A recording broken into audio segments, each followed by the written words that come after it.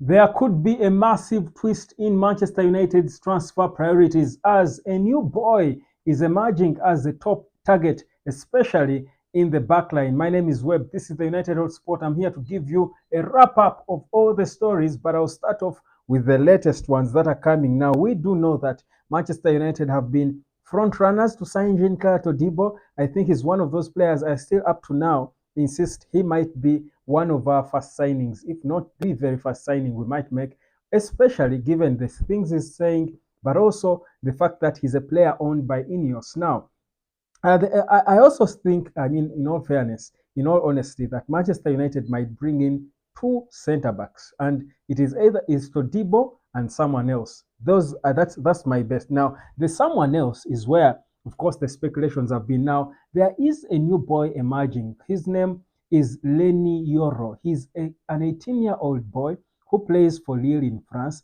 He's an emerging star. If you watch him, you see why exactly Lille were able to trust him to give him his senior debut at the age of 16 to surpass Eden Hazard as the youngest player to ever play the second youngest player to ever play in the Lille senior team. In 2024, when he was 2022, when he was 16, he made his debut with the senior team of Lille, and he has since gone on to play over 45 games for the senior team, scoring a few goals, so he has got some goals in him. But if you look at him and try to study him and his videos, he has got, of course, besides the age, the other advantage he has got, he's such a very good,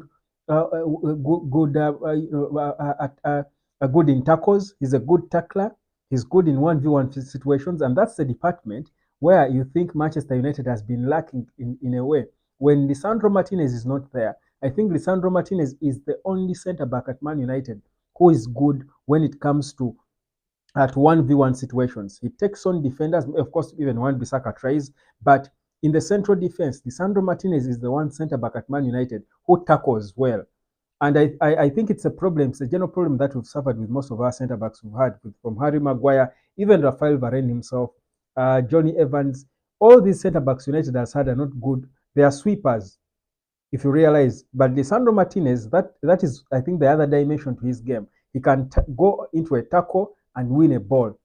He is good when he's facing a striker. He will deal with them and get the ball off them. Now, this boy has got this skill in him, and that makes him a good candidate to come in and join.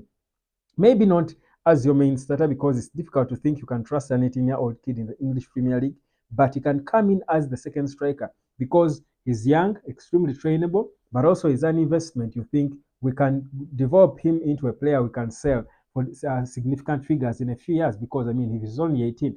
The thing is, he's wanted by so many clubs. Real Madrid are monitoring him, so is Liverpool. So you think about that and think maybe that is why his value could go up, because at first he was valued at about 50 million pounds. Now it is said his value has since dropped to about 30 million quid. But now, if Man United, Liverpool, and Real Madrid are all jostling for him, it might be a case of highest bidder wins. So even Lille might want to hold on to their own, and But I think with 30 million pounds, if you're serious, you can get him. But again, in the situation we are in, because if we have 70 million or 60 million, 65 million pounds thereabout, and we can spend that on two centre backs, Todibo and this 18-year-old kid. Todibo is 24. I think that would be a good investment for INEOS. You brought in a Todibo who is coming in as a main guy to straight away partner with Lisandro Martinez.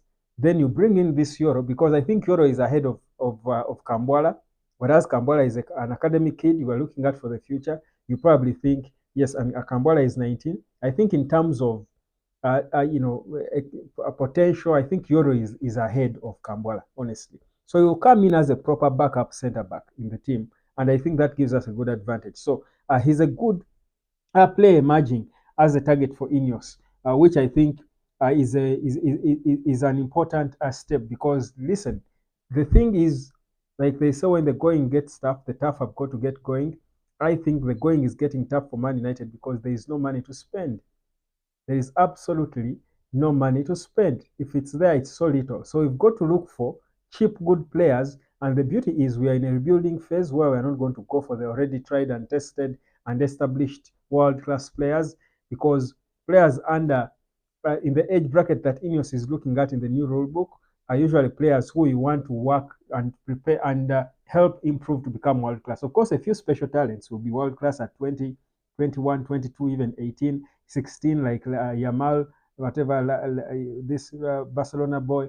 But I think it's not every day that you see world class players below the age of 24, 25 as INEOS wants to sign these players. So I think for me, it's not it will be a good investment. I think I like Yoro. I think he's highly trainable. He has got a lot of potential of becoming world class, and he's young and he's affordable. He's available. So I think he's a realistic target for Manchester United as we go into the transfer. You know, he's French, and of course, Todibo too is French. Now, away from Yoro, speaking about Jadon Sancho. Now, you know that earlier today, of course, we've got reports about Sancho and stuff, of course, as he prepares for the Champions League final. But Borussia Dortmund, I've read somewhere that Borussia Dortmund have, I think, given up on signing Jadon Sancho on a permanent because they do not have the money. They feel like it's too expensive to get him.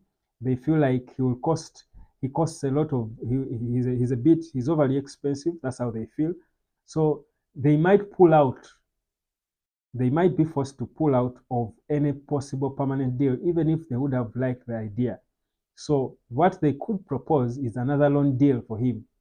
So Man United, if we are looking to sell, to offload Jadon Sancho, we might want to look elsewhere, but not Borussia Dortmund. Now, who would want to sign Jadon Sancho for 50 million quid and pay him 350,000 pounds per week?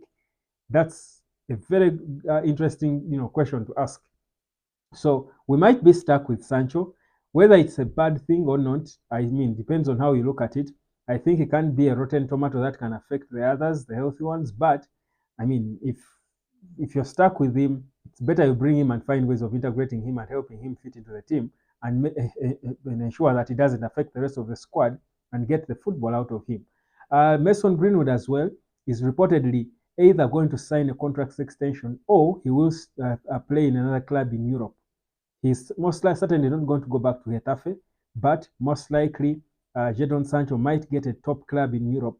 Not Jadon Sancho, Mason Greenwood, I beg your pardon, might get a top club in Europe, according to emerging reports again about this young boy who is facing his ordeal and trying to see whether or not he will return to Manchester United. So there are some interesting developments, I think, coming through from Manchester United. Of course, I know that most of us would want to hear about Erik ten Hag and whether or not he's sacked. But like I've been telling you in my earlier videos, INEOS are trying to first sort the environment around ten Hag before they zero down on him and decide whether or not to keep him. So I think we can be patient for a little bit